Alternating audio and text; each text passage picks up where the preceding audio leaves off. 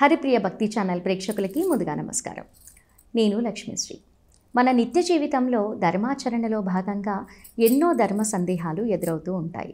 మరి మనకున్నటువంటి సందేహాలన్నింటినీ కూడా నివృత్తి చేయటం కోసం ప్రస్తుతం మనతో పాటు ఉన్నారు ప్రముఖ ఆధ్యాత్మికవేత్త బ్రహ్మశ్రీ డాక్టర్ వై రాజా నంబూద్రి గారు.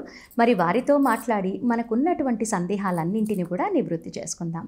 నమస్కారం గురుగారు. నమస్కారం గురుగారు, మనం గెస్ట్ వాళ్ళ ఇంటికి వెళ్తూ ఉంటాము. ఏదైనా సందర్భంలో మనం వెళ్ళినప్పుడు ఒక్కొక్కరు ఉండిపోండి, రేపు వెళ్ళండి అని చెప్తూ ఉన్నప్పుడు మనం అక్కడ ఉండిపోవాల్సి వస్తుంది. అక్కడ ఉండిపోయినప్పుడు వాళ్ళ బట్టలు ఖచ్చితంగా వేసుకోవాల్సి వస్తుంది. మనం వాళ్ళ బట్టలు వేసుకోవచ్చు అంటారా? అంటే ఒకరి బట్టలు ఒకరు వేసుకుంటే మంచిదే జరుగుతుందంటారా? లేకపోతే వాళ్ళకున్నది ఏదైనా మనకి వస్తుందంటారా? ఇది అందరిలో ఉన్నవంటి చక్కని ప్రశ్న. ముందుగా శ్రీ మహాగణపతి దేవతవ్య నమ. చూసే వీక్షకులందరికీ నమస్కారం.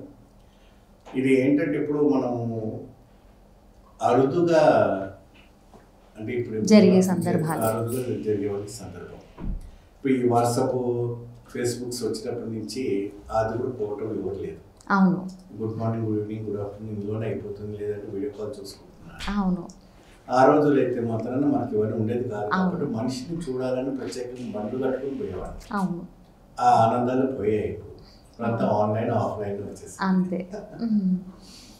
అయితే ఇప్పుడు ప్రశ్న ఏంటంటే, ఇప్పుడు సందర్భంగా ఒక వాళ్ళ ఇంటికి వెళ్ళిపోయాము, లగేజ్ తెచ్చుకునేది ఏం లేదు. ఆ ఇంటికి వెళ్ళిపోయిన తర్వాత మరి మరుసటి రోజు అంటే నైట్కి డ్రెస్ మార్చుకోవాలి కదా, అవును, వాళ్ళ డ్రెస్ ఇస్తారు, వేసుకుంటాం. కరెక్ట్. కానీ మనం వేసుకుంటే వాళ్ళకి తిరిగి ఇవ్వాలి కదా, అదే ఇస్తారు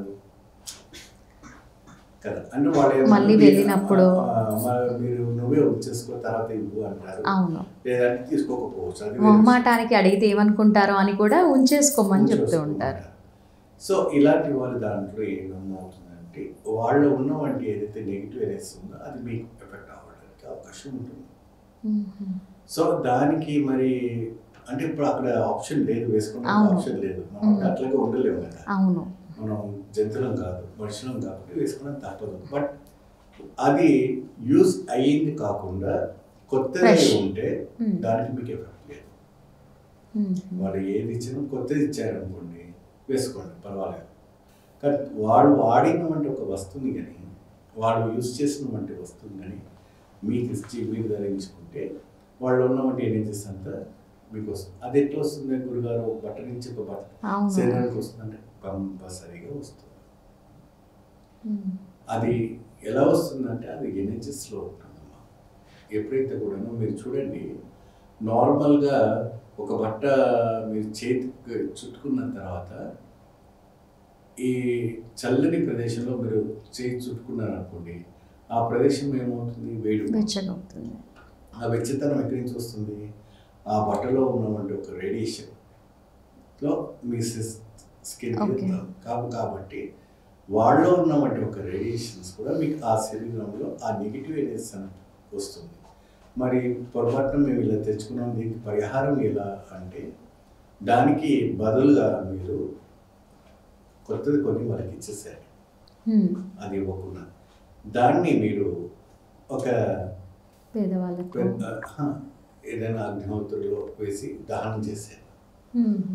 వాళ్ళు కూడా ఇవ్వకూడదు. అగ్నిహోత్రులో వేసి దహనం చేసేయండి.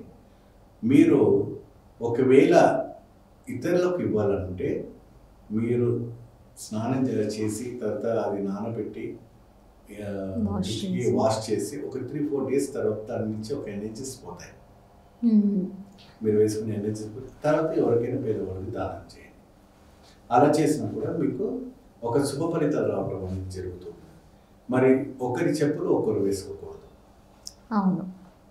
ఇప్పుడు నేను చెప్పులు మర్చిపోయానని చెప్పి, లేదా నీ చెప్పులు బాగున్నాయని చెప్పు, అవును, అబ్బా నీ చెప్పులు ఎంత అందంగా ఉన్నాయని చెప్పు, అది ఎక్కువ శాతం మన మహిళలకి బాగా అట్రాక్ట్ అవుతుంటాయి.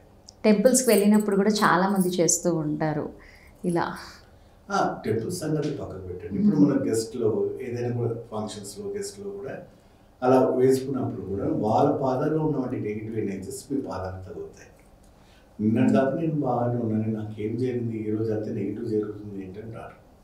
మీ పాజిటివ్ ఎనర్జీస్ అంతా వాళ్ళకి వెళ్ళిపోతాయి. సో అట్లా క్రాసెస్ కావడానికి చాలా వరకు కూడా ఇవి జరుగుతాయి. చేయకుండా కాబట్టి మనం అటువంటివి పాటించకూడదు, చేయకూడదు.